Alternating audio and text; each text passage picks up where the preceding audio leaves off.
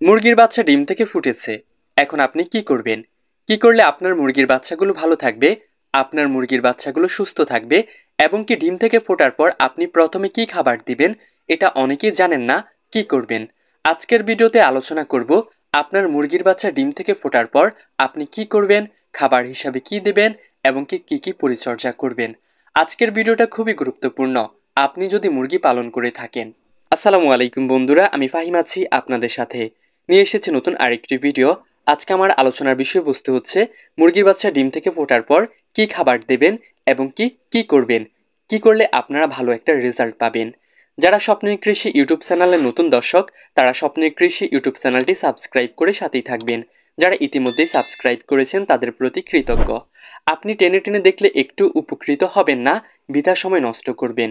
তাই না টেনে সম্পূর্ণ ভিডিওটা দেখেন, ইনশাল্লাহ আপনার একটা মুরগির বাচ্চাও মারা যাবে না।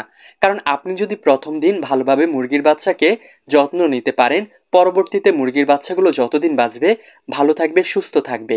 দেখুন, আমরা মুরগি দুই কারণে পালন করি, এক মাংসের জন্য, দুই ডিমের জন্য। প্রথমে আপনার চিন্তা ভাবনায় রাখতে হবে আপনি কি কারণে মুরগির বাচ্চাগুলো পালন করবেন, ডিমের জন্য নাকি মাংসের জন্য।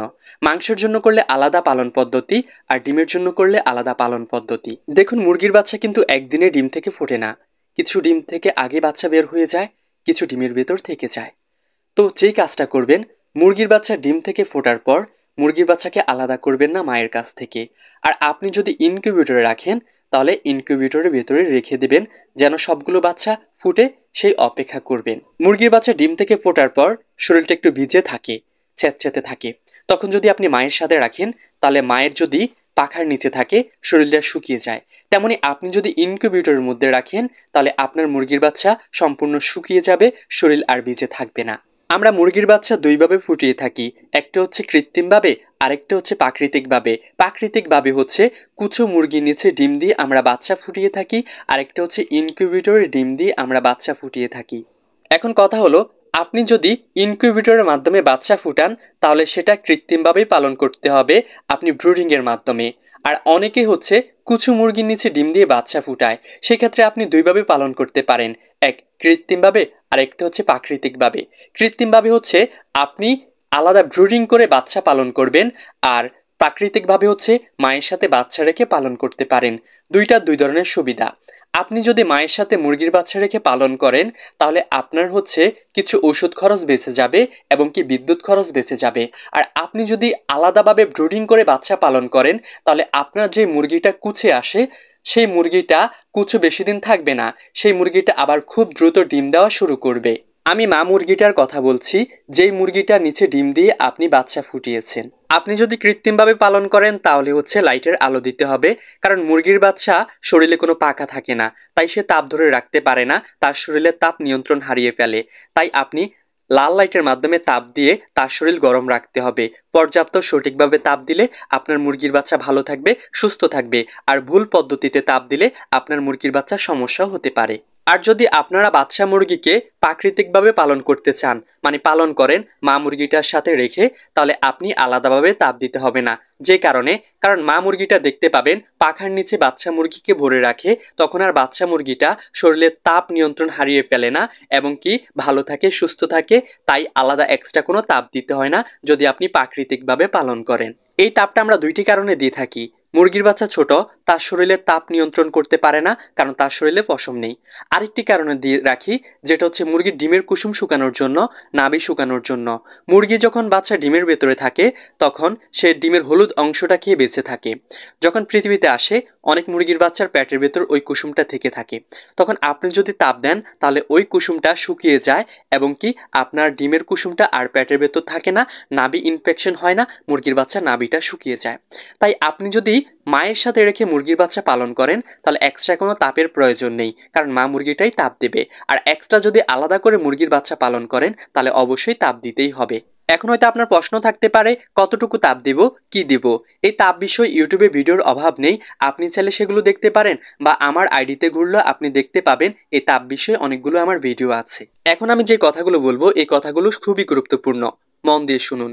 যখন মুরগির বাচ্চা ডিম থেকে ফোটে শরীর শুকিয়ে যায় তখন আমরা খাবার দিতে ব্যস্ত হয়ে যাই।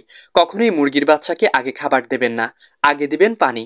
পানিতে হয় গ্লুকোজের পানি দেবেন, না হলে লাইসোবিটের পানি দেবেন, না হলে হচ্ছে প্রাকৃতিকভাবে লেবুর রস এবং কি সাথে চিনি, আমরা মানুষেরা যেভাবে শরবত তৈরি করে খাই সেভাবে শরবত তৈরি করে আপনার মুরগির বাচ্চাকে খেতে দিবেন। এতে আপনার মুরগির বাচ্চা যদি দুর্বল থাকে তাহলে স্ট্রং হয়ে যাবে, ভালো থাকবে, সুস্থ থাকবে, মুরগির বাচ্চার রোগ প্রতিরোধ ক্ষমতা বৃদ্ধি পাবে। আমি মনে করি লাইসোবিট দেওয়াটাই উত্তম।